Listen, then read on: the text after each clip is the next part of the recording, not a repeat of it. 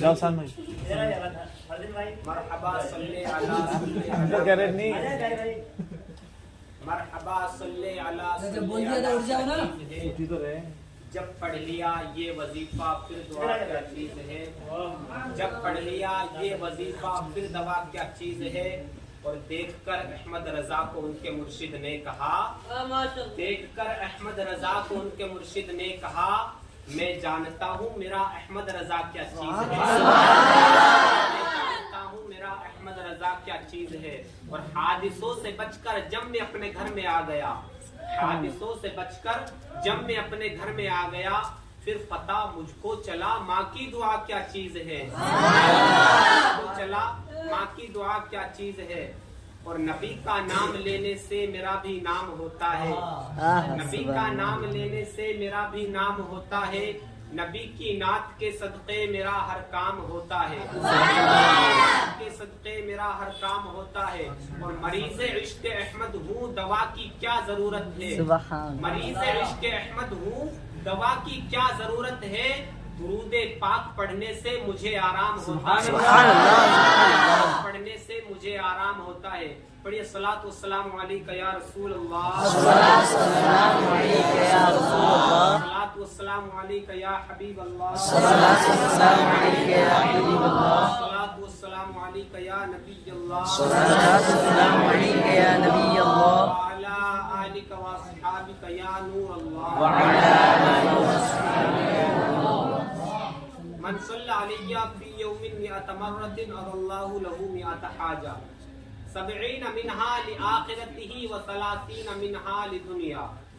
यानी आका करीम सल्लल्लाहु तआला अलैहि वसल्लम ने इरशाद फरमाया, प्यारे इस्लामी भाइयों, अभी मैंने आपके सामने वो अल्फाज बयान किए हैं जो हुजूर सल्लल्लाहु तआला अलैहि वसल्लम ने किसी जमाने में अपने सहाबा के सामने बयान किए थे। आप भी इन अल्फाज को इस गौर इस तसव्वुर ये करें कि किसी जमाने में हुजूर सल्लल्लाहु तआला अलैहि वसल्लम ने ये अल्फाज अपने सहाबा को सुनाए थे।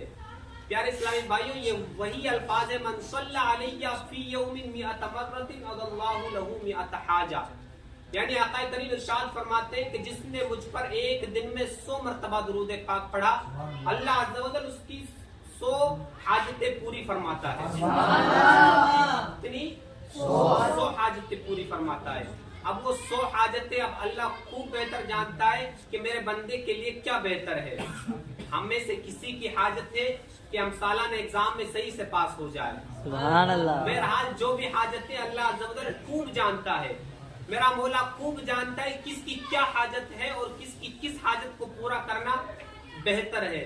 तो आगे मेरा आका करीम सल्लल्लाहु तआला अलैहि वसल्लम इरशाद फरमाते, 70 मिनहा लिआखिरतिही, यानी उसकी 70 हाजतें उखरवी पूरी फरमाता है, आखिरत की 70 हाजतें पूरी फरमाता है। और वह 30 मिनहा लिदुनिया, और उसकी 30 हाजतें दुनियावी पूरी फरमाता है।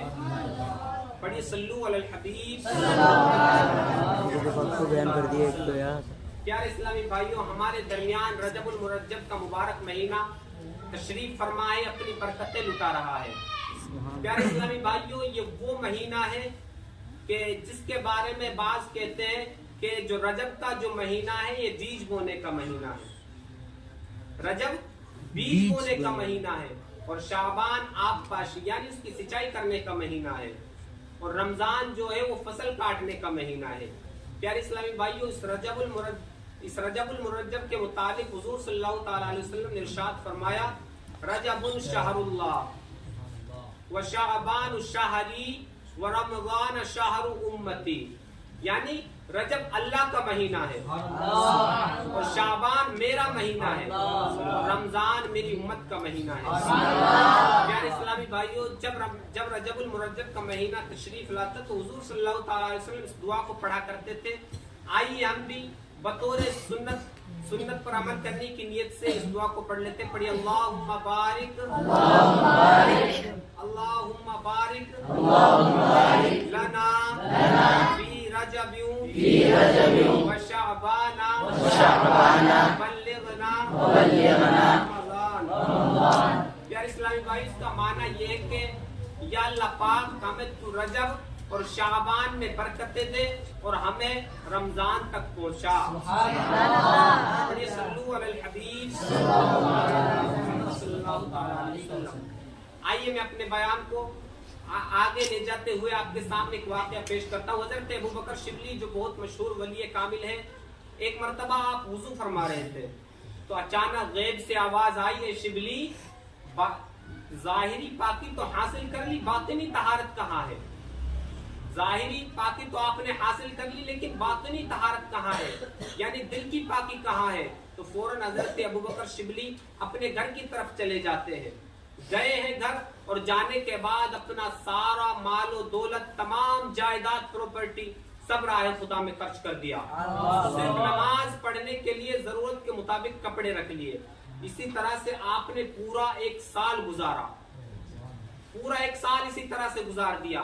پھر ایک مرتبہ آپ سید الطائفہ یعنی ولیوں کے سردار حضرت جنید بغدادی رضی اللہ تعالیٰ عنہ کی بارگاہ میں حاضر ہوئے.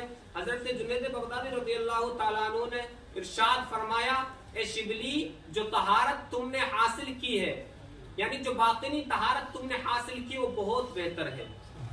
پیارے اسلامی بھائیوں، دیکھا آپ نے ہمارے بزرگان دین کس طرح سے اللہ پاک کا قرب حاصل کرنے کے لیے کوششیں کیا کرتے تھے.